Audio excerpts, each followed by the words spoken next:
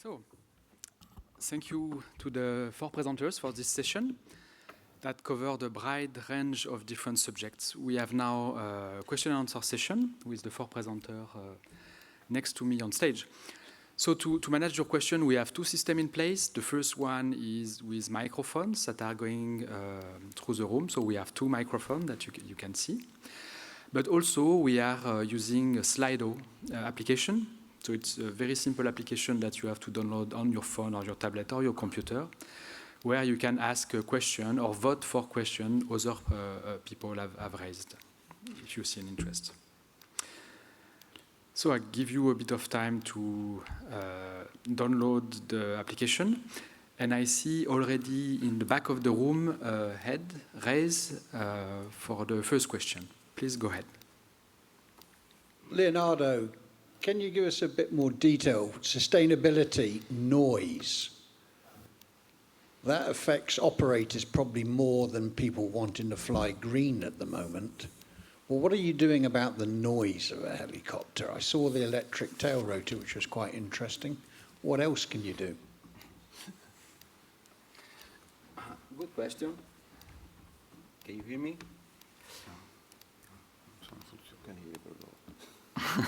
Okay, now, yes. We have, as we said, long-time solution like electrical rotors, but we also working on the new standards in terms of level or noise level, and we are double-checking our aircraft periodically. In terms of design, we are thinking to have some enhancements on some products. We can discuss maybe separately about that, but in terms of immediate solution, what we briefly presented before is related to the fact that we want to help the customers, the operators, to fly the helicopter in the best way to reduce noise with a specific maneuver and with specific approach. And one of the ideas is to use a PBN approach, and so low routes, low altitude routes, in order to be better coupled with the congested area. I don't know if you have any specific questions or any specific doubts about that. Sorry, but operators are always going to go A to B the quickest because it improves their profit margin.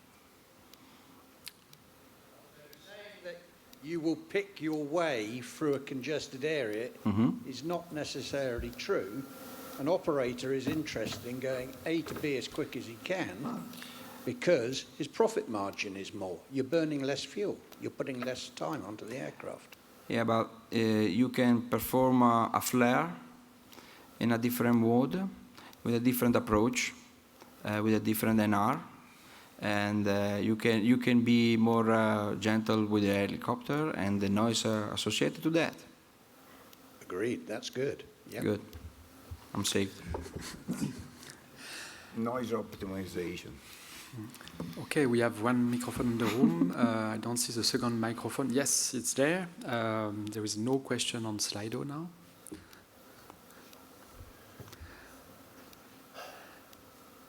Don't be shy. I'm sure there is a question on Just Culture.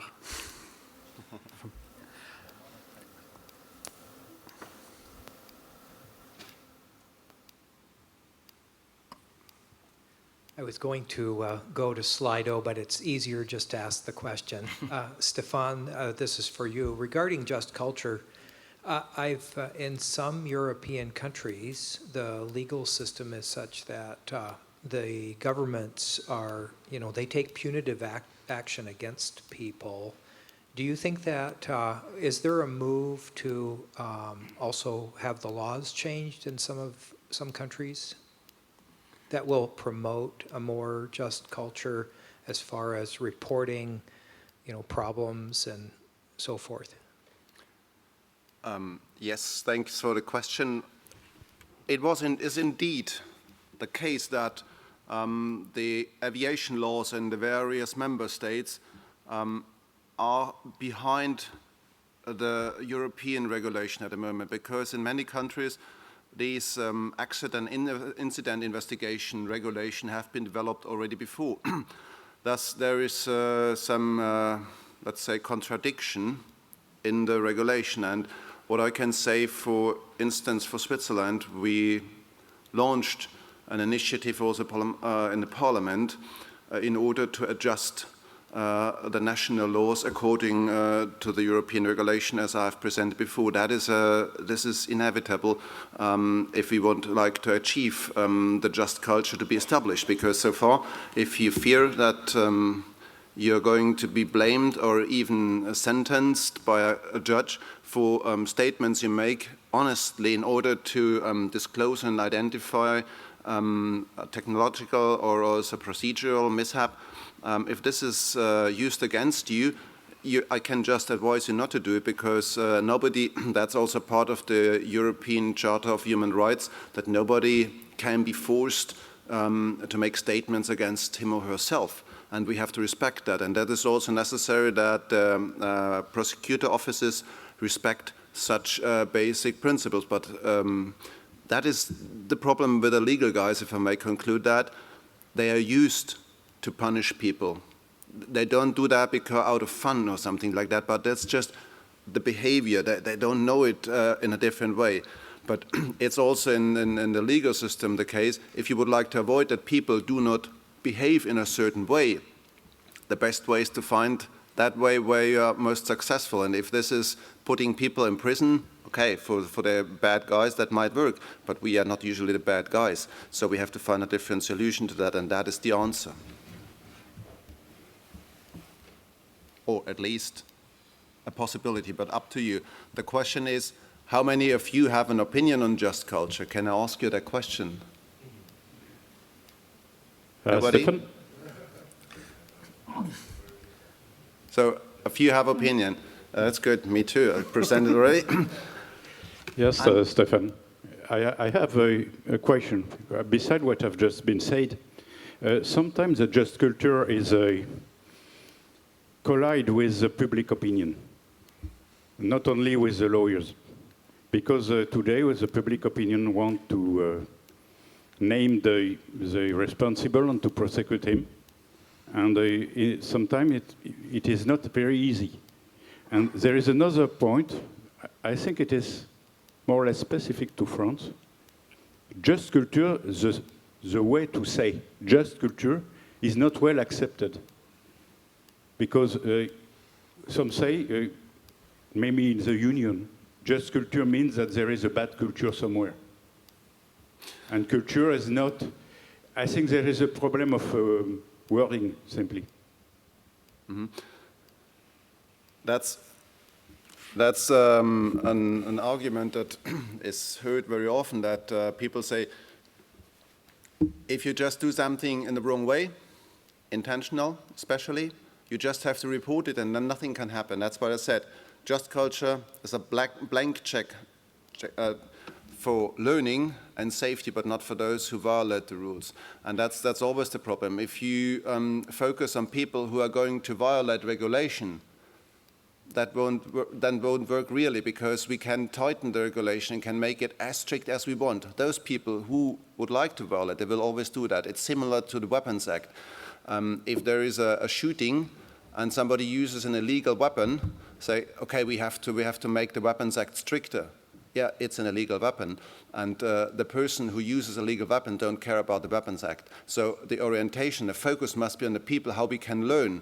And that's in just culture, coming back in the aviation, important that we have the possibility to report if this is an honest mistake, and if there is a chance to learn from that, improve the system, we have to take use of that opportunity, else we miss it and we end up in a severe incident or accident or even a fatal accident. That I would like to avoid, and that's the reason why I started also ask EASA that I could present that difficult topic here and share it with you, because indeed you're absolutely right. We have to remodel or reframe the connotation of just culture and live up to that if we are interested in improving safety, in my eyes.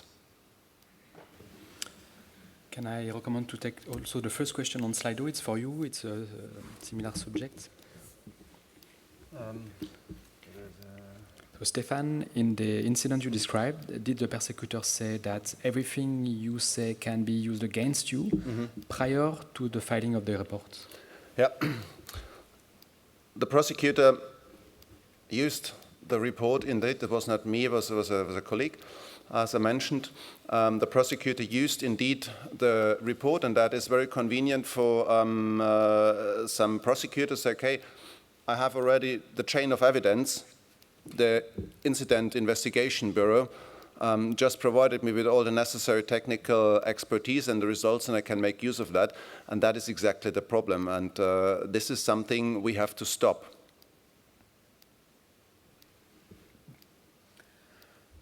Thank you. I see a question on HUMS. So before we move to this subject, is there any other question in the room on Just Culture or the presentation from Stefan Becker? Yeah, sorry, the comment you just said, so what's the alternative? When you say you want to stop that from happening, but what's the alternative? It's a legal authority requesting information, so you can't really step in and say no to them. That is exactly the crossfire we see. I see that too. The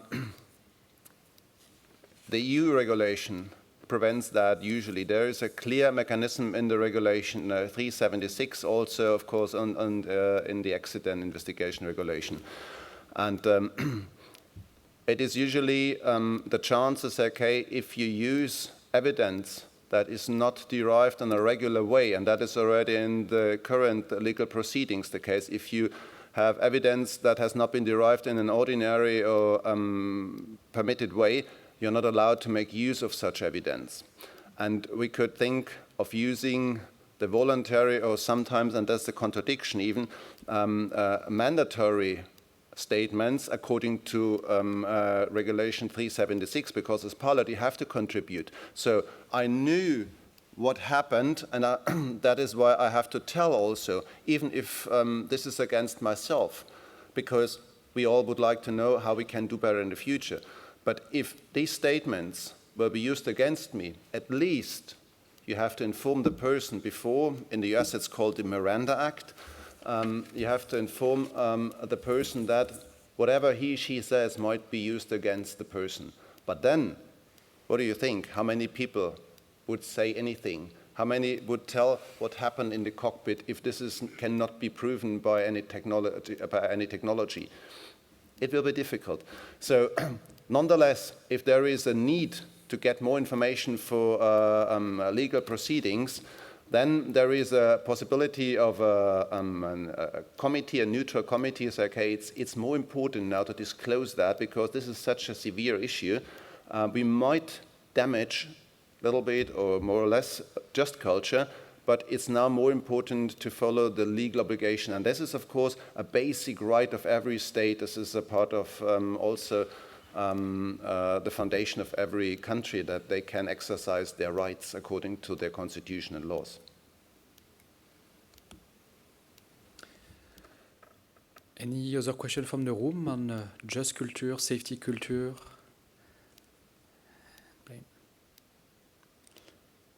No, then moving to the next subject, HUM system. So I think this one is for you, Leslie. Hi, thank you. So it looks like it wasn't clear from my presentation. You didn't know whether we install the full system or analyze the data. We do both. With the US Army, the team on the ground from the States actually came from the Army. They were the ground team. They were the ones that were keeping their 3,500 aircraft in the air. That is my team that I started to design the system with them 20 years ago on the back of an envelope. So we analyze data from existing HUMs. We also have our own HUM system, which we can do a complete install for. What's the minimum fleet size? 1. Seriously, 1 is what I want you to say. My ethos is I want to keep people alive. I have worked in this industry for such a long time, and I want to keep pilots alive. and we need to be able to justify, to be able to put it on one vehicle or whether it's a large fleet. The beauty of the data I gave you today was the overall view of what that data can do for you, okay? We are an independent to an OEM, and our equipment is easy to get hold of, okay? I've got another question. Should I go for that one Yes, as well? please go If we feel like I've covered that one. Yeah. Maximum number of channels of data you can gather with hums. Well, minimum is 8. Maximum we've got is 64. So we have every variation in between that. And that is because health and usage monitoring is now is more advanced. It's better than hums. It's about what we need to do. Okay, any other questions? Covered this one. Question from the room, I see, yes, one in the middle. Hi, question for Leslie. How do you see machine learning impacting hums development? That's an interesting one. Where do you think machine learning should go to hums? Is probably my question. It's almost a question with a question. Machine learning is of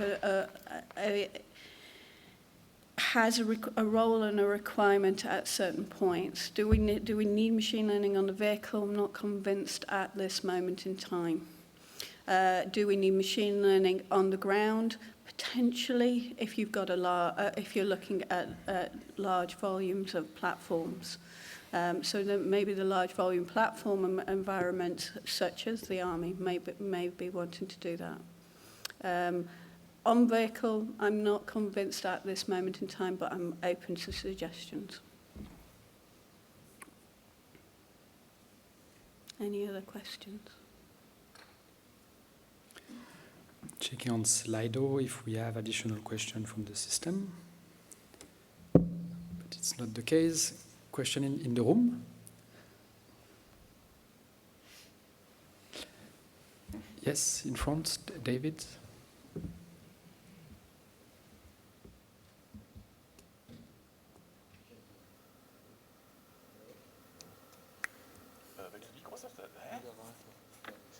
Keep trying. Today is my day for...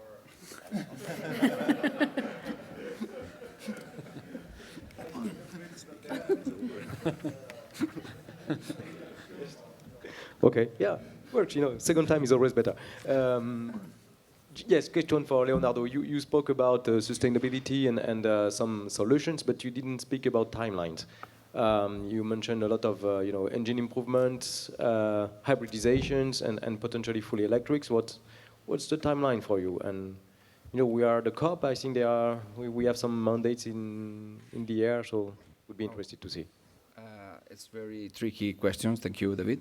But we have a tangible solution. They are coming in less than a couple of years. In terms of engine enhancement, in terms of fuel consumptions, we are working on new installations in the next futures. That means targeting certification with you in 2024. For hybridization, we are keeping the pace with respect to the technology, and we have some solution with the new aircraft like the copter, the 09, sorry, and other things that are coming from the legacy aircraft. The certification, as you know, has been placed 2 years ago with you, and now it's time to start to fly the solution that we have it. And I think it's not just a single solution to get a real sustainable benefit. As we said, is also the circular economy that has to be worked together to us, to our suppliers, our way to manufacture, to work with the customers and the operators. So it's a kind of mindset that have to change together, because we can fly 139, 169 at the moment by saving a lot of fuel if we are a little bit more attentive in the flight that we are going to do. So also mission planning is something that we can do. This app is already available, and the new idea of the range, automatic range, could be launched next year. So it's nothing far away. Thank you. Any other question from the room? No? So what I propose is to invite David Solar on stage in case you have questions on the extensive EASA presentation from this morning.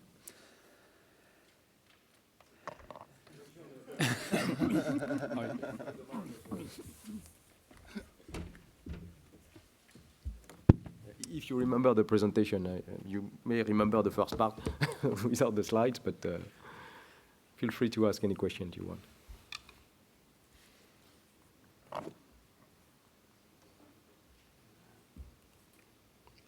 Well, it's quite shy today. It was comprehensive and clear. Okay, maybe we... Okay, then, thank you very much, David. If there is no question, we can make a transition to the newly released safety promotion video. And I see already the team coming on stage. Merci, David. So, John Franklin will introduce the safety promotion video. I will just take the opportunity to thank again the 4 presenters of this panel to be with me and to have answered all your questions today. Thank you very much. On your way back to your seat, please take one of the small EASA presents. Thank you. Thank you. Mr. White is the manager of a large helicopter company, well known for its sightseeing tour. Got overexcited there. Sorry.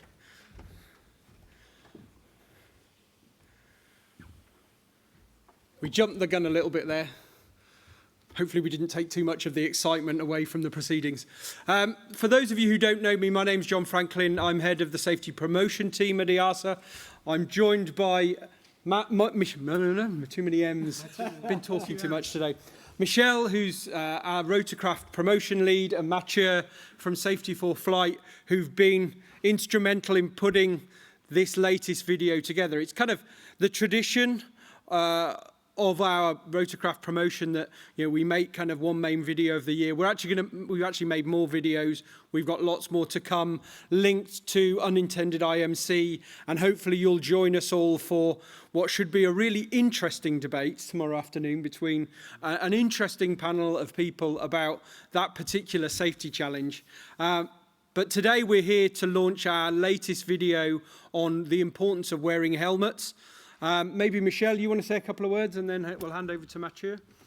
Well, yes, thank you, John. Not much to say. Actually, I'm coordinator of the ASPNR together with Ben Oswald and Joost Vreken. So we have traditionally developed a safety video of the year, and we're here to present you the latest version. I was project manager on this video product. Mathieu, without further ado. Thank you, John. Thank you, Michel. So I'm happy to present you this new safety video for this EASA symposium. The subject this year is very important. So if there's, I think there are some operators in this room.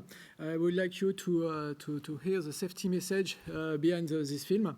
And for those who have seen perhaps the teaser of the film, you will see what really happened to me to the film because we make something dramatic during the teaser. So let's enjoy this video. Thank you for all the participants that helped me to provide this video for the ESPNR EASA. Thank you. And just before we run it, just to say the video is now available on the Together for Safety YouTube channel on the Rotorcraft playlist, so you can go to YouTube and share it with anybody you like. If we could play the video now, please.